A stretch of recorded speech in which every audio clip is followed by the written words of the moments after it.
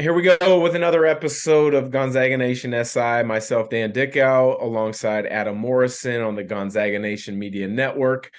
We're going to get into all things PK 85, a little bit of Thanksgiving recap. But first question, Mo, a lot of times we try to meet in person and record in person. But there's times that we can't due to weather, due to travel. Today we're recording on Zoom, as anybody can see, but you've got a FC Chelsea banner behind you. The World Cup's going on right now, and are you following it? Or what are your thoughts on the World Cup so far? Yeah, obviously a big soccer fan, have been for about a decade plus. More of a club soccer guy. Obviously, I'll watch the World Cup. I like the Euros as well. Copa America is good. It's a big game today with USA Iran. I think they let themselves or put themselves in a precarious position in that 1-1 tie versus Wales. They had control of that game. Obviously, you'll take a draw against England every single time. On paper, we should beat Iran, but they have the advantage of getting a draw themselves. So it's gonna be interesting to see tactically what they do, if they park the bus or if they try to go for one goal and then play defensive. But it's been a good tournament so far. A lot of interesting storylines. Germany barely surviving so far. Obviously, that loss with Argentina early in Saudi Arabia, the first game, and then Japan beating Germany. So it's a wide open tournament. It's fun. I'm not a huge soccer guy. It's the first sport I grew up playing because I think a lot of parents, it's a chance to put them in a team environment, kind of learn from coaches.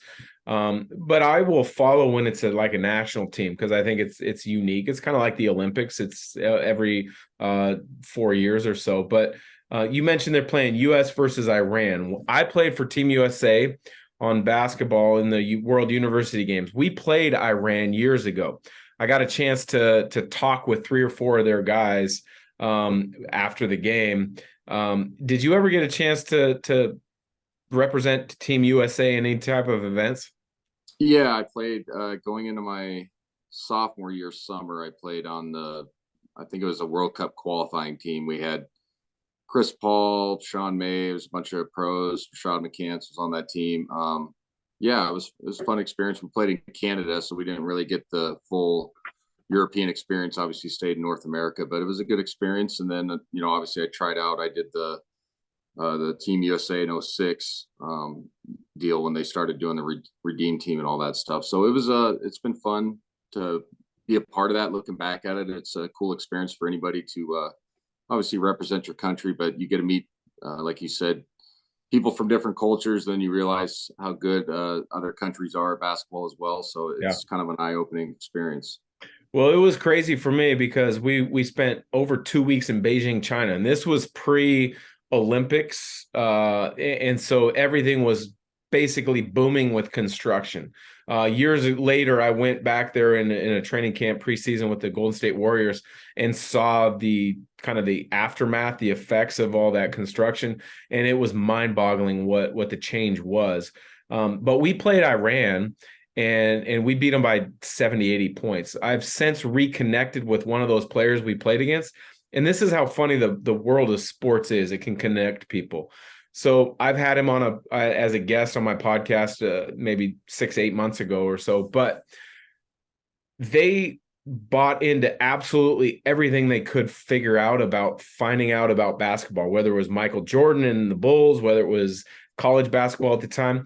I didn't remember this, and he reminded me. I gave away a pair of Jordan shoes and a Jordan replica jersey to two of his teammates, and he remembered it because those things were hard to come by at that time. It to me, it's just kind of an amazing story about how basketball and sports can kind of tie cultures together. Did you experience that, or have you experienced it with your basketball travels? Yeah, I mean, obviously, I played overseas. So that I played in Serbia and Turkey, so it was a totally different, you know, culture and way of life compared to the states.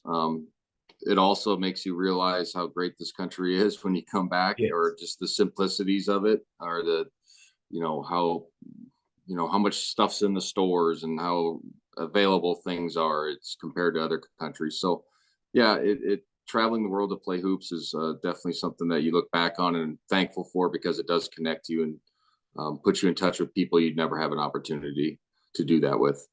Yeah, you and I both could probably have multiple podcasts just on experiences through the game of basketball. And the older you get, the more you reflect on them. At least I do, and be like, man, that was pretty cool. I wish I would have been enjoyed it a little bit more while I was in the moment. Absolutely. Hey, talk about the PK 85 now. I watched the games from home. You were calling them courtside or on your radio perch. You know, I think a lot of the average Gonzaga fan is disappointed in the fact that they didn't win the title. But I think for in the long haul, I think it's going to serve wonders. You played a number of different teams. You played Portland State that plays a helter-skelter pressuring defense. You had to figure that out. You played a Big Ten team in Purdue with a 7'4" guy, Zach Edey, who's potential All-American, who's a bruiser. And then you played an Xavier team with Sean Miller as the head coach, who knows Gonzaga as well as anybody because of the Gonzaga-Arizona battles. What did you see when you were down there in Portland? Well, I thought it was interesting. Obviously having the first game on Thanksgiving night, we didn't get the original tip time was 9:30 and it got moved to 10 because of the slide, with all the TV games. So that was an interesting dynamic going into it because earlier in the day, North Carolina and I believe it was Portland they struggled with Portland, or it was Duke and Portland, and then it was North Carolina and Oregon State. They struggled, the main teams, those two teams struggled. So it was a little worrisome having a longer routine for these guys and then playing a team that you're supposed to beat, where the number's probably 35. And it was, a little nerve wracking, but I was really impressed with how our guys, like you said, handled the pressure. They jumped on them early, kind of took away the belief. We always talk about that on the radio. You understand that as well, as with smaller teams that are, not in your league athletically and skill wise, still good basketball players, but you want to take away their belief. If you give them an opportunity to, feel good about themselves, and then they start realizing we have nothing to lose, it can become a battle. So I was really impressed with how our guys handled that first game. Like I said, it's weird having a later routine. I know people might think that it's no big deal, but normally your game's at 6 to 7:30, Yeah. so you have your nap time, you have your meal, you have your shoot around. That all that stuff becomes moved further along, and it can affect your body or just affect your mindset. So I was impressed with that. Going into that game, we watched, Huddy and I are doing our broadcast. We catch the second half of Purdue, West Virginia live. And I'm not just saying that because it's the Monday morning quarterback the day after, a few days after. Is Purdue looked really good in that game. Yeah. And it was a scary matchup going into it. Highly skilled at the point guard position in the wing. The Smith kid at the point guard as a freshman was fantastic. Lawyer kid on the wing was fantastic as well. Just solid, good basketball players.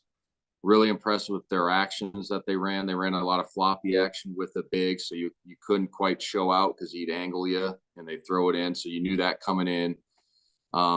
They didn't shoot it great against West Virginia, and their numbers didn't show early in the season, but they were at about 34% going into that game. But everything looked good. That the shots were good. So you're like, okay, this is a 3-point shooting team, or they wouldn't be running this type of actions if they weren't. And then Zach Edey's just an entity that you don't see in college basketball. You don't see 7 foot plus with that level of skill set. So going into the game, I knew it would be a tough matchup. I thought, the pundits saying we could outrun them, which in theory we could, was, I think, a little overblown. And then how the game went, first half, we jump on them 14-7, and there's a couple charge calls, which I think were not the greatest one. The one Malachi had where he passes to Julian for a 3, he's going the opposite way when he lands and turns and a guy falls down. I hate that call. I'm sick of watching it in college basketball. If it doesn't affect the play, let it go. You know what I'm saying? Or if there's no scoring, It should be advantage, disadvantage. Like if it doesn't impact the actual scoring play, let it go. Absolutely. And it happens all the time in college basketball. I mean, obviously I watch 40 plus games a year, and it really gets annoying. It's not even a Gonzaga thing. It's just the flow and context of the game. we go up 14-7. They make a run back. That's when I think the game kind of flipped the other side. They started 1 for 8 for 3, and that was our advantage. Our opportunity to try to extend that lead, and we couldn't. Because at the start, we're doing an excellent job against Edie with a full front or 3/4 front with a bracket on the weak side. But then they started running their stuff and getting better shots. So I think in the first half, only being down 5 was good. But I was just really impressed after the first half, going into the second half, how well Purdue started that. I mentioned they went 1 for 8 from 3. They finished the game 9 for 18 the rest of the game from 3. So they shot it well, obviously. It ended up being around their number of 35%, but obviously rest of the game it was 50%, and they really killed us on threes. And then Edie is just a different entity, man. He's more skilled than people give him credit for. He moves better. He Yeah. reminds me of a poor man's Yao Ming, and I Yeah. played against Yao Ming where it's so massive. You mistakenly think, this guy can't move or he can't really function. And then you get out there and it's footwork and it's angles and it's jump hooks and it looks simple. Besides having a jump shot like Yao Ming had, that's what he reminded me of. Angle you, catch. All right, I'm getting my left shoulder, right hand jump hook. Doesn't matter what you can do. And then he makes free throws as well. So tough matchup. I thought our guys battled. I wasn't impressed with how our wing play was. I mean, Rasheer was 4 for 12. Julian was 1 for 6, and Malachi was 1 for 5, and I think Hunter was 1 for 5. So Nolan played great, and then obviously Drew played great. But if you can't shoot the ball, from the perimeter against a team that likes to load up and kind of plug and jam the middle, makes it tough. So I wasn't shocked at the scoreline, to be honest. And it's not a knock on our team. I think it was more of a tough matchup type of deal. Big Ten teams are always physical. They bog you down. And then, like I said, they run good action. So it was disappointing, but it wasn't a shock to me. And I think Purdue has been kind of one of those teams across the country that hasn't got the credit over the last few years of being as good as they are. Yeah. I mean, they haven't broken through to a Final Four. Matt Painter is a terrific coach. People question a lot of what Coach Few is doing nationally, and even some people, unfortunately, here in the Northwest, that he hadn't gotten to a Final Four yet. A lot of those conversations are had about Matt Painter in the Midwest, but they're a damn good basketball team. You have to have so many things fall the right way to make it to a Final Four. It's hard to believe. I want to stay on the Yao Ming topic. Couple guys that I've played against that were massive, that just like bogged down the lane, just made you like, wow. Yao Ming, Arvydas Sabonis, Shaquille O'Neal are 3 that come to mind. But I've got a Yao Ming story that might blow your mind. I want to get your take if you've had any interesting kind of teammate experiences. So when I was with the New Orleans Hornets, we had a teammate that had just gotten traded from Houston, Bojan Nakbar. So the Hornets, we go to Houston for a road trip, and Boki took myself, Casey Jacobson, and like 2 other teammates. We went to Yao's restaurant in Houston. And Yao had 1 or 2 restaurants in the city of Houston that time. He flew over and hired chefs straight from Shanghai, China, to have authentic Chinese Peking duck. And so we're eating dinner in his back private banquet room, just about 7 or 8 of us. The tables were about 3 feet higher than a normal table. Everyone else in the room is like 6'8" and above. Yao's 7'5". I'm 6 foot, sitting at the chairs. My feet don't hit the ground. I wish at the time we had smartphones. Yes. I wish we had smartphones at the time, because it would have made for a great Instagram story. That's awesome. Yeah, no, he was fantastic. I remember playing him in Charlotte a bunch, and we had one of the best defender centers at the time, Emeka Okafor, and he just gave Emeka so many issues because of his size and length. And then the thing that he did well, like I mentioned, was made free throws. So like he'd angle you and then you get caught and you were like, okay, I'm going to foul and put him in the line. And he was, I think, 75, 80, 85% free throw shooter. So I think a highly underrated, big guy. He's a Hall of Famer. So obviously he got his recognition, but if his body didn't betray him, he'd be, thought of more as, more of the all-time greats. But Edie just had that same body type, 7'4", 300 pounds, but it's not 300 pounds that's out of shape. It's just wide trunk, big legs, you know what I mean, and just solid. And then I was really impressed with his left hand, or his left shoulder, right hand jump hook. I mean, it went in. I think it was 10 for 16, and he started the game 0 for 3. So, right, do the math. The rest of the game, he was knocking those down. And like I said, I think it was a matchup issue. If we play better on the perimeter, the game's closer. But like I said, you know, and it's funny too. At the start of the season, you don't know how good some of these teams are at these Thanksgiving tournaments, right? So like Purdue is 24th, but they lost 3 of their starters. So you go into the season going, well, who knows? Mm-hmm. But they emerge as that's a top 10 team, top 15 team at least all year long. That's a 3 seed or better.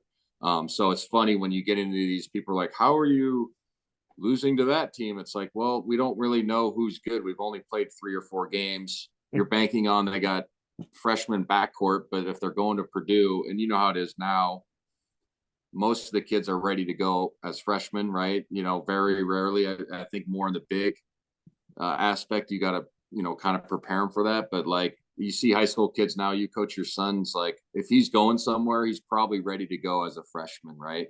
And those 2 kids in the backcourt were. Yeah. Hey, real quick before we jump off and finish this episode, Andrew Nemhart last night hits a game winner against the Lakers over the top of LeBron James. Gonzaga fans are going crazy, obviously enjoying it on social media. Tell me about any game winners that you had. I remember the Oklahoma State battle in Seattle, game winner at the buzzer. Were there any others that you have that stick in your mind? Yeah, I hit one in my sophomore year against San Francisco at home with like 3/10 seconds left after I made it. That was cool to do it at home. I think I had a couple. I never had any like true buzzer beaters. You know, I had go aheads, you know, and then end up winning and stuff like that. But I've never had, you know, one like Andrew. So that was pretty special. It was cool to see him get some opportunity too. I think he's going to have a chance to, you know, climb into that rotation. You know, with Indiana, because they gave him a big contract as a second round draft pick. I think it was the highest one that's ever been given out, guaranteed wise. So, you know, Nolan's played great this season, but it's funny how you realize how good Andrew was. I mean, I understand it, but our fans like see how you see what it's like when you have like a steady Eddie. And Nolan played fantastic the last 3 games. He's made strides. He played great in PK 80, and he had plus 25 against Kentucky. That's not what I'm saying, but you have a certified NBA guy that's going to be a rotational player in your backcourt. It kind of shores up some of the ills that we're seeing early in this season for us. Yeah, 100%. I mean, I don't think Andrew Nemhart got the credit he deserved because the year with Jalen Suggs, if you watch closely, every important possession, Nemhart had the ball in his hands. And it's not taking anything away from Jalen Suggs. And then last year, you know, Drew Timme and Chet Holmgren got a lot of the praise, which is fine. And, you know, but Nemhart was spectacular himself. So, yeah, it's awesome to see those game winners. It's fun to hear your recollection of a couple of those yourself. So appreciate the time for Gonzaga Nation SI. He's Adam Morrison. I'm Dan Dickau. Join us again later in the week when we chat about Baylor as well as some of our favorite gyms.